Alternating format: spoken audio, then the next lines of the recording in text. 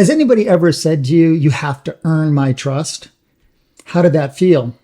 It probably didn't feel too good, did it? Because what are they saying? They're saying that they don't trust you. And what they're also doing is they're stripping you of two of your primal instinctive needs that we all care about deeply.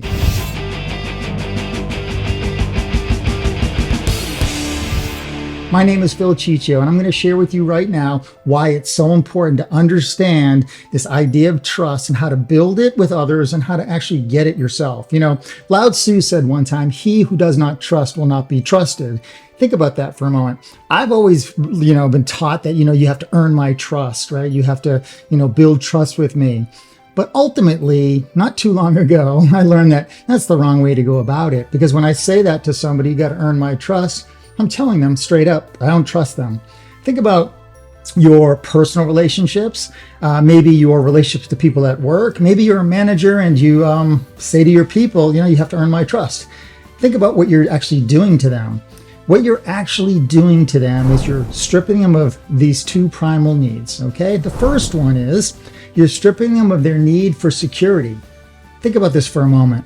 If somebody doesn't trust you, then you might not feel secure around them. If you're a manager and you say, you need to earn my trust, that person feels like you don't trust them, then they don't feel very secure.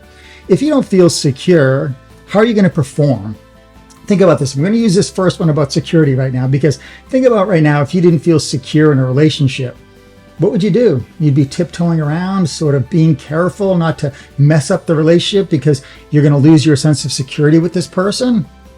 How healthy is that, right? Think about if you were being micromanaged by a manager and they told you that you have to earn their trust so you don't feel secure. What are you going to do, right? If you don't feel secure, you're going to challenge them. Are you going to speak up in meetings? Are you going to take a risk? Probably not, because you're trying to protect your security. In other words, you're trying to avoid rather than pursue. And when we're trying to avoid, we'll never express our full potential. We'll never be our best selves if we're avoiding, because if we're avoiding, we're restricted. When we're pursuing, we're free to challenge, to take risks, to step into adversity. We can be our best selves if we're pursuing. We can't be our best selves if we're avoiding. So we want to be careful in any relationship, whether it's a work relationship or personal relationship, to make sure that the person that we want to trust us, okay, and that we want to feel trusted, they feel secure. It's a primal need. Think about this. When we were primitive, if we go back millions of years, right? Think about if you left the cave and didn't feel secure, you were probably dead, okay? And your old brain still thinks that way. I know that we have this new brain, our prefrontal cortex, that allows us to be rational human beings and know that we're not dead if we don't feel secure, right? In many cases, most of us aren't going to have that sense of security. But the old brain doesn't know that. It's always trying to protect you and trying to keep you alive. It's trying to keep you, its main function is for survival. There's lots of functions, but the main one is survival. And when it doesn't feel secure, it's a threat.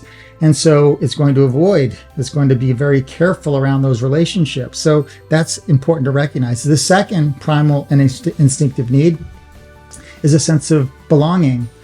If I say to you that you need to earn my trust, in other words, I don't trust you, then I might be losing my sense of belonging, right? I'm stripping you of that. Immediately, I'm worried about whether I get to be a part of this group or this tribe, if you will, right? I need to make sure that I maintain that. So in order to maintain this sense of belonging, I don't want to question anybody. I don't want to call anybody out. I don't want to challenge anybody. I don't want to speak up in case I look foolish and then I'm extricated from the tribe. Because remember, if we were extricated from the tribe when we were primitive, we were dead, okay? And your brain still thinks that way. It's so important to recognize this, because if you really want to have trusting relationships, that person that you're hoping trusts you needs to feel a sense of belonging, and they need to feel a sense of security. What are some ways that you could create that for the people in your world, right? Whether it's a working relationship or a personal relationship. Think about this. I mentioned micromanaging. Have you ever been micromanaged? When you're being micromanaged, what happens? Essentially, somebody's kind of hovering over you, checking your work, questioning you, double checking, having you send them more information than you need to send them. And what is that creating for you? It's creating a lack of security and a lack of belonging. And think about that. Are you going to be your best version of yourself as a employee or a worker when you are in this restricted state, worrying about what your manager thinks, whether or not you're going to be secure there or belong, there's no way in a restricted state we can perform well. Think about restriction, right? It's contraction. This is how a person, a person doesn't feel secure is going to be kind of curled up. I mean this physically, right, to some level of tension, but also internally, trying to protect your sense of self and your security and your belonging. And when you're protecting yourself, again, you're in that avoidance mode, not pursuing mode. You're not going to be free to perform well, right? I guess one way to share this is animals, right? So if you have a dog, I have a dog. If I go downstairs to go see my dog right now, she'll probably roll over on her belly and allow me to rub her belly. She's literally exposing to me her vital organs. Now, why would my dog do that? Expose her vital organs to me that are vital for survival? Because she knows that she can trust me. She feels secure and she feels like she belongs. And this is just an instinct that animals have. We have this too, okay? Now, if a stranger walked into my home, my dog certainly would not expose her vital organs to if a stranger that scared my dog came in, my dog would avoid that, curl up in a ball, protect her vital organs, right? You've seen this with animals. They curl up and they're protecting themselves. They're avoiding this threat that's coming at them. Even though it may not be a threat, they don't feel secure. They don't feel like they belong yet, so they're avoiding it. We're no different as human beings. Do you want people in your world that either in your personal relationships, maybe even your loving relationships, okay, or in your work environment, do you want them to be avoiding and contracting, or do you want them to be free to pursue and express their full potential?